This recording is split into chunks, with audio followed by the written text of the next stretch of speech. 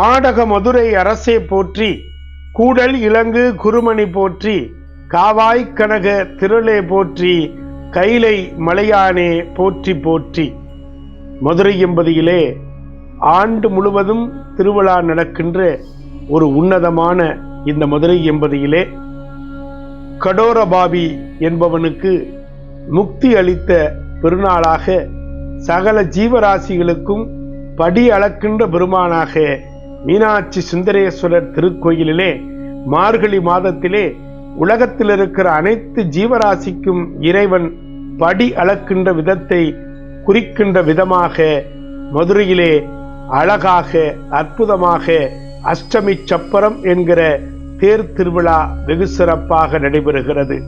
சுவாமி பிரியாவிடையுடனும் அம்மன் ஆளாள சுந்தரி அன்னை மீனாட்சி தனியாகவும் சப்பரங்களிலே கைலை வாத்தியம் முழங்க பூலோக கைலாயம் என்று சொல்லுகிற நிலையிலே மிக அற்புதமாக பஞ்ச வாத்தியங்கள் முழங்க எல்லாம் அல்ல சொக்கநாத பெருமான் வெளி வீதிகளிலே வலம் வருகின்ற உன்னதத்தை காண முடியும்.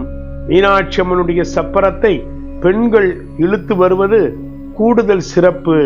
அங்கே சிவன் அடியார்கள் அரிசி ஆலயத்திலே ஆலய நிலத்திலே இருக்கின்ற அரிசி நெல்மணிகளை வீதிகளிலே இருப்பவர்களுக்கு கொடுப்பார்கள். சிந்துகிற சிதறி கிடக்கின்ற அரிசியை பக்தர்கள் எடுத்துக்கொண்டு வீடுகளுக்கு செல்வார்கள். இப்படி எடுக்கப்பட்ட அரிசியை வீட்டில் வைத்து வேண்டிக் கொண்டால் அல்ல அல்ல அன்னம் கிடைத்து பசி என்னும் நோய் ஒளியும் என்பது நம்பிக்கை.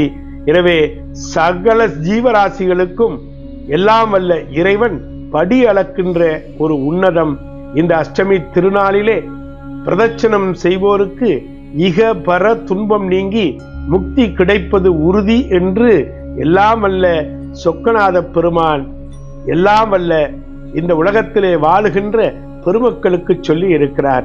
அஷ்டமி திருநாளில் பொற்றாமரை குளத்தில் நீராடி நித்திய நியமங்களை நிறைவேற்றி மனதிலே மீனாட்சி சுந்தரேஸ்வரரை தியானித்து 5 எழுத்து மந்திரத்தை வாயினால் நாம் சொல்லிக்கொண்டு எல்லாம் வல்ல இறைவனை நாம் வணங்கினோம் என்று சொன்னால் நம்முடைய சமூகம் அற்புதமான சமூகமாக மாறும்.